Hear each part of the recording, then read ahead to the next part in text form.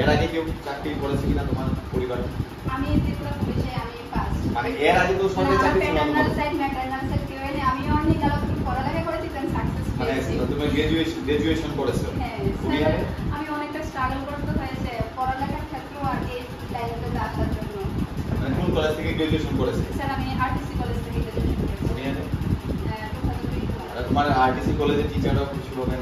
হ্যাঁ স্যার আমার কলেজ থেকে 8 জন পেয়েছি আমরা ইয়ার থেকে। বাহ, সেটা তো দারুণ হয়েছে তাহলে। ম্যাম ওইদিন অনেক প্রাউড ফিল করেছে যে 8 জন মেয়ে আমার এই কলেজ থেকে পেয়েছে।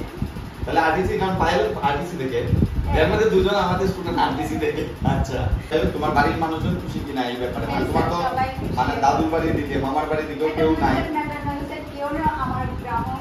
আচ্ছা, মানে ওর গ্রামে এই প্রথম পুলিশে চাকরি, ঠিক আছে, মরিয়ম।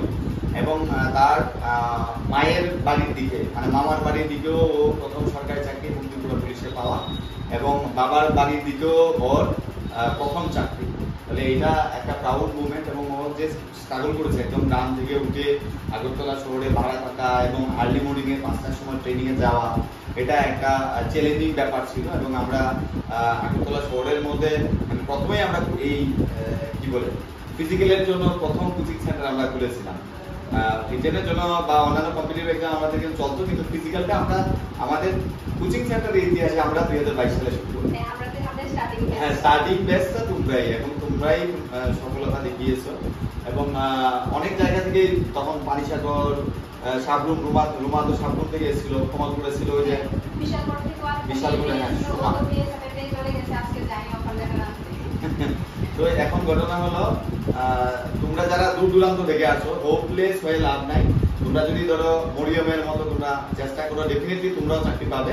কিন্তু মরিয়মের মতো তোমাদের দৃঢ় হতে হবে, কনফিডেন্স নিয়ে তোমাদের এগিয়ে যেতে হবে, তবেই তোমরাও সাকসেসফুল হবে। আদারওয়াইজ সম্ভব নয়, কারণ give up is not a solution. যদি তোমরা গিভ আপ করো তাহলে সমাধান হবে না, স্বপ্নই থেকে যাবে, কিচ্ছু হবে না। যারা ডিফেন্সে যাওয়ার স্বপ্ন দেখো তারা এখন শুরু করতে পারো। 916টা ভ্যাকেন্সি খুব তাড়াতাড়ি আসতে শুরু করেছে, আমরা ক্লাসও শুরু করেছি। তো আবার অনেক অনেক অভিনন্দন, এবং আরো ভালো জায়গায় যাও। এবং আগামী দিনে আমরা তোমাদের পাশে আছি। ধরো সামনে সাব ইন্সপেক্টরের হবে, তোমরা সেখানেও জয়েন করতে পারো, আমরা তোমাদের জন্য ফ্রি বেস থাকবে।